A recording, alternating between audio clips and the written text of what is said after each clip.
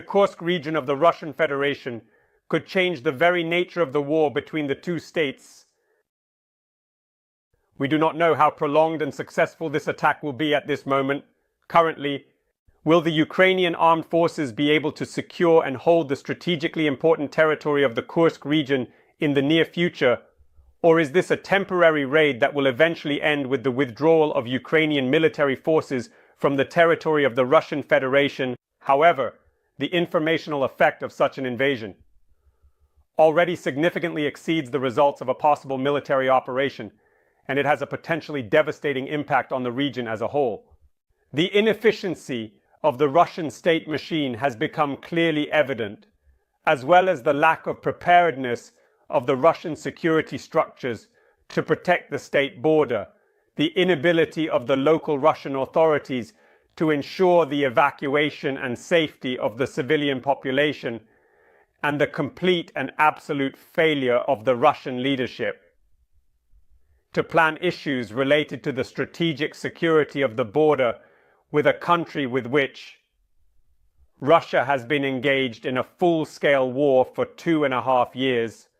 Up until this point, Ukraine had never declared the very real possibility of actually invading the sovereign territory of its neighboring country, Russia.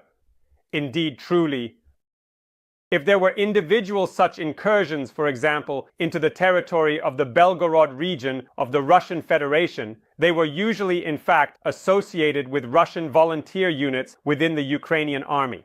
Indeed, these incursions were actually carried out by Russian volunteer units within the Ukrainian army. However, now, the possible involvement of Ukrainian troops is being discussed in Kyiv, as President Volodymyr Zelensky reminds that the war has come to the country from which it was directed towards Ukraine.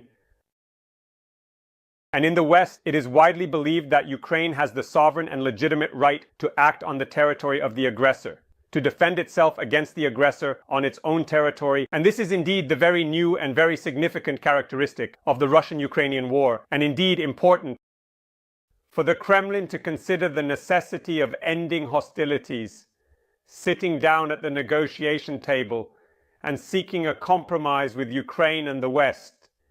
It is essential that people in Russia also reflect on the consequences of the war.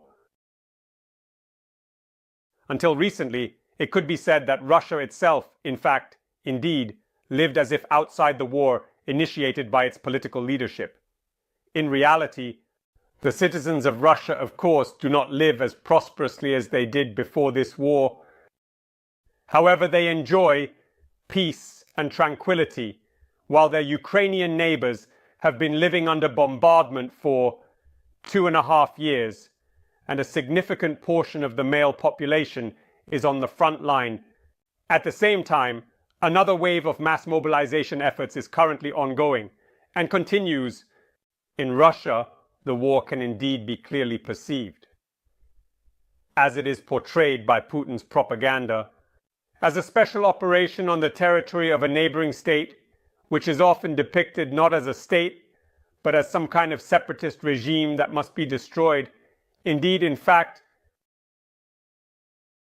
it was possible to perceive the war this way.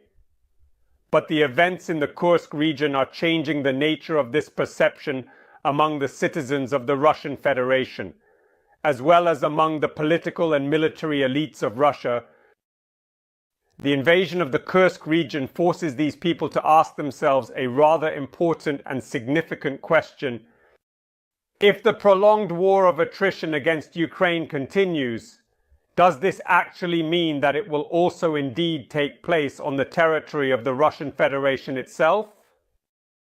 Will this also be a parallel war of attrition against Russia itself, and perhaps its economic and demographic resources? Moreover, on the territory of the European part of the country, which is significant for the majority of the population of the Russian Federation,